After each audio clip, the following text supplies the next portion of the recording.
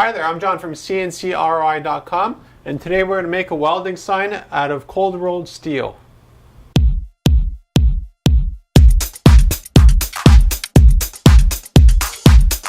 This sign was made using 20 gauge cold rolled steel, and the way we cut out the inside is using the Waterjet. So you can see it's like a wonderful stencil, except it's made out of steel, and then what we did is we enameled the surface of it on both sides, as you can see here.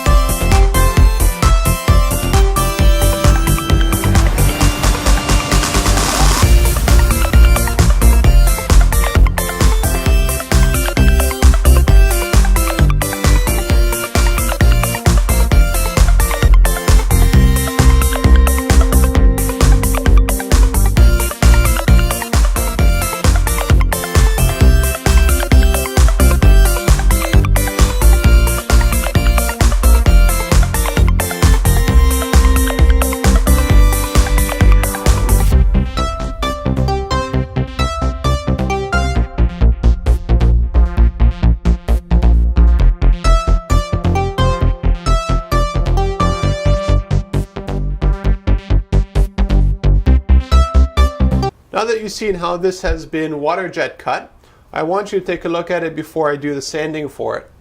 On the underside, you'll notice that it's kind of rough. If I get the focus on the camera to work properly, you'll see it.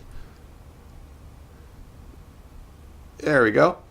And you can see like the fuzzing and that kind of stuff. That's just from carrying it around. So that's fuzz from Veer's clothing. It's very, very rough. This would actually cut you if you ran your finger through it really fast or really hard.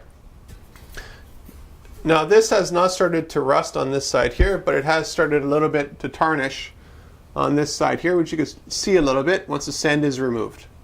So this is why this needs to be sandblasted next. The sandblasting will smooth out all the stuff, all the edges. It will also remove this lifted area here. That happens because the water jet is shooting down. Because this is cold rolled steel, what happens is that it forms a little lip underneath. And that's what's rough and abrasive on your fingers when you carry out signs like this. Sandblasting will clean that all up. And the other bonus about sandblasting is that it creates a very rough surface, which is just absolutely amazing, because after that what we'll do is enamel this sign. And because it had a rough surface, the enamel's nice and smooth across everything.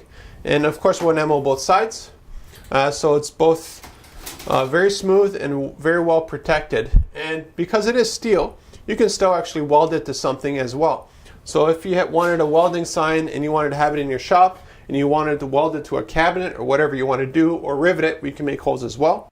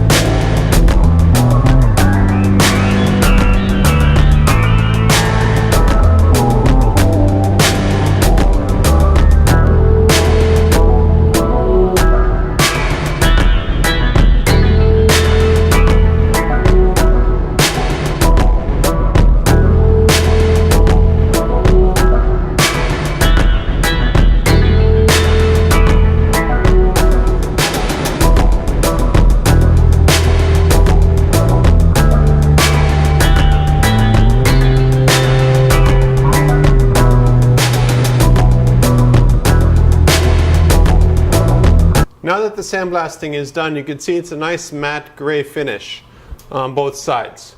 So the only thing left to do now is to enamel it.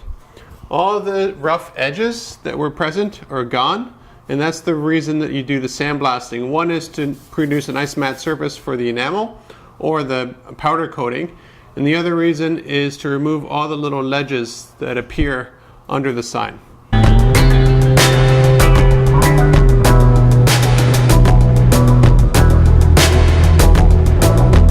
In this case here, it's made as a standalone sign.